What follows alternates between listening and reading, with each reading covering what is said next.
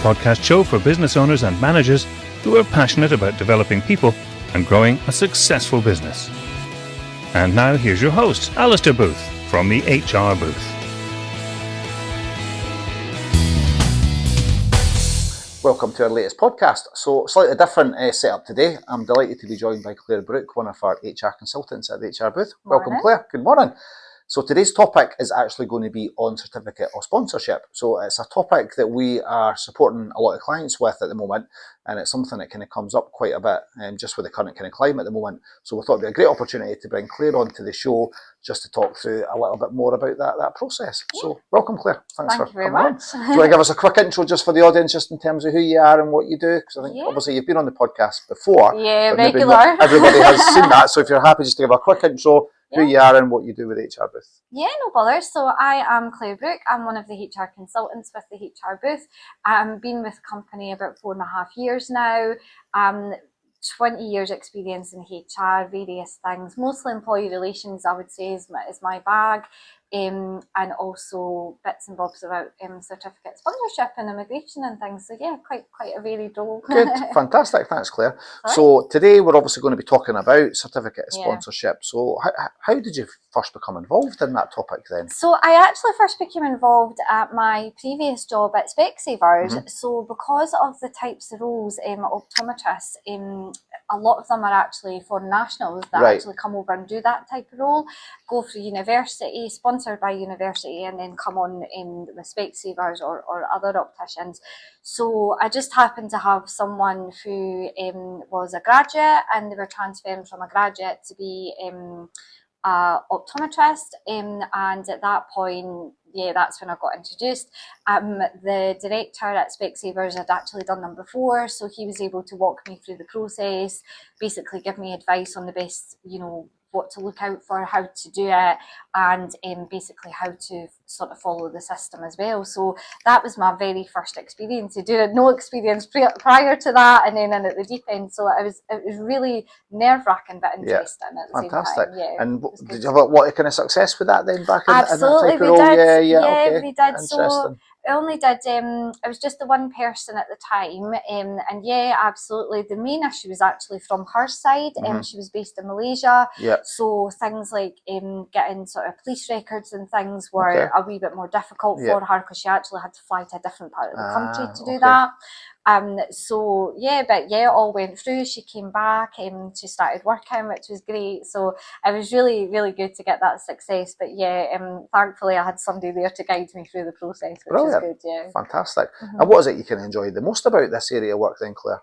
Mainly, a lot of the time it is basically making sure that an employer gets the person that they're wanting. So being able to place good talent into a company, because the majority of the time the employers that come to us are actually already have someone. So they're most of the time they're either a student or a graduate, so they've obviously already invested a lot of time. They feel like they're a good person, and in order to stay within employment they just need to move them on to the next stage. So it's always one of the most satisfying things is allowing them to retain that talent in their business. So that's probably what I enjoy about it the most, and just giving a satisfying outcome for them. Yeah, brilliant. And why do you think certificate of sponsorship is such a big topic for employers in the UK at the minute? I would say, probably in my opinion, is that a lot of the skills that are being recruited through foreign nationals are very lacking in the UK. Things like engineering, carers, specialised nurses. I would say more now there feels like there's less investment in people coming out of high school and things in order to try and encourage them into these types of jobs. So they're looking to, they still need that talent, but they're having to look elsewhere to get it. So I feel like at the moment that is probably the main reason why they're doing that. And things like software engineers are a big thing. Like arts industries as well, and there's just a kind of lack of encouragement for people at the moment to do that. And I feel that when I was years ago in engineering, we were seeing already a lack, and we're looking like maybe 20 years later where that is actually starting to show going through Right, into okay. different types of engineers. So especially carers as well, like carers are quite lacking, although the job appears to be quite appealing. Yeah. It is mainly foreign nationals that are coming in and doing it. Right, So okay. I kind of feel like that's why it is more important for people now, because the skills within homegrown in the UK just aren't there. Aren't there? Yeah, that's interesting. So like when I first involved in this a number of years ago, it did seem to be more like the IT sector. So Yeah. you've touched on that, but obviously it seems like it's right across the board now. Yeah, it's not pretty just much. specifically to IT. Okay, Yeah, which is interesting. really interesting. Yeah, okay, So, good. Thanks for yeah. that, Claire. And I suppose for the audience then that are maybe new to like the topic of certificate of sponsorship, can you give like a brief outline around what that actually is? In simple terms, what a certificate of sponsorship actually is? So basically, it's just an approval from the Home Office to bring over a foreign national. So you need to get sponsorship to do that. But yeah, the certificate itself isn't an actual certificate. It's basically a number that someone gets produced from the Home Office, and you as the individual take that to apply for your visa. But yeah, in short, it's basically an approval from the Home Office to say that you can recruit someone into this particular job in your business. Right, okay. And since Brexit, is there any difference between what is defined as a foreign national? Oh yeah, definitely. So Yeah. obviously prior to that, we would be looking at people in Europe who they would just have you know, free access in and out of the UK. Yeah. But it's basically anyone that wasn't born within the UK that's trying to transfer across. So the certificates of sponsorship are used for people who maybe don't have certain approvals. Yeah. So it really depends on the individual's nationality and their individual situation as well. Okay. So for example, we've got Ukrainian people were allowed to work because of the whole situation going on there. However, had that not been going on and they'd wanted to come into the UK, they would have to be sponsored to do that. So it's quite a broad brush, but there's a lot of individual sort of situations within there to be considered as well. Brilliant. So obviously an increase now since we're no longer part of the kind of European Union. That's kind of and a decrease in skills, exactly. A decrease in skills. So a kind of perfect storm, so to speak. Yeah, absolutely. Okay, cool. And what would you say are the kind of key steps that an employer needs to go through then to secure a certificate of sponsorship if they're looking to bring in a new person to the business? So the key steps are basically they need to firstly determine what role they want to recruit for. So especially because of the changes that have came in July, there's the amount of roles that you're allowed to recruit for have actually shrunk. Right. So firstly, I always say to them, do you know what you're looking for? If the role isn't eligible for sponsorship, there's no point in actually following the process forward after that. However, where it is, what we would then look to do is, if they don't have one already, we would need to secure a sponsorship license. That's where you basically make a application to the Home Office to say, I want to be able to sponsor foreign nationals. They do an audit on your business, you give them information, and then they decide whether or not they're going to allow you to hire foreign nationals to start with. Okay. After that process, you can then make an application to hire someone into a specific job role, and that's where the certificate of sponsorship comes in. So yeah, it can be quite a timely process as well. The license itself is probably the most straightforward part of it, I would say. And once it's approved, you could then use it to bring people on. But yes, it can be quite a timely process as well. But that's the main steps you would have to follow. So determine if the job's approved. If it is, get the license. Once you get the license, get the job done. Right. Okay. And then the person can apply for their visa. Okay, cool. So I suppose you mentioned a couple of times there about it being like it can be quite a timely process. So thinking about our kind of client base and the business community in the UK, they kind of want everything done at a fast pace. What would you say on average is the kind of process, or can it kind of vary?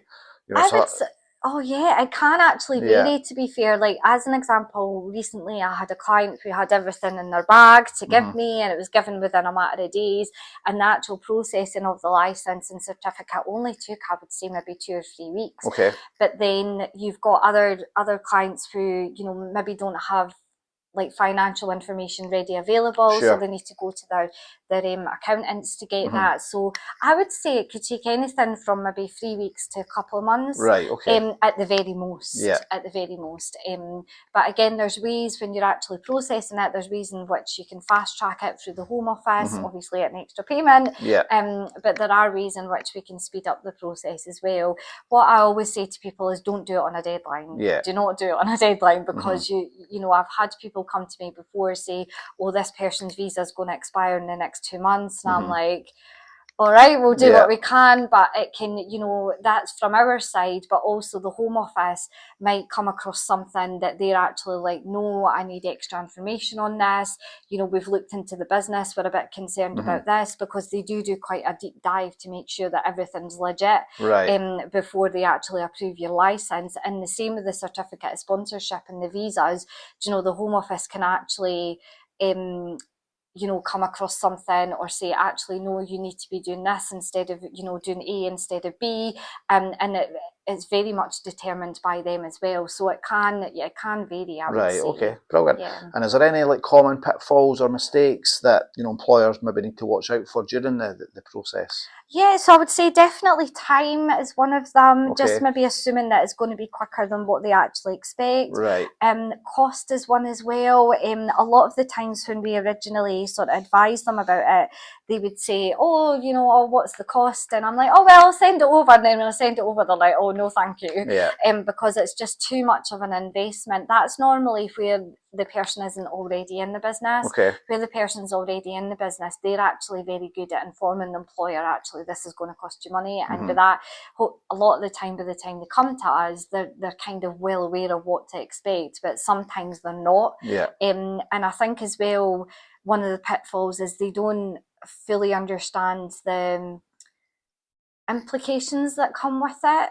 So obviously, if you're sponsoring someone to work in the UK, you're ultimately responsible for them. Yep. So there's a lot of things that you really need to be doing to make sure that you're compliant with the Home Office.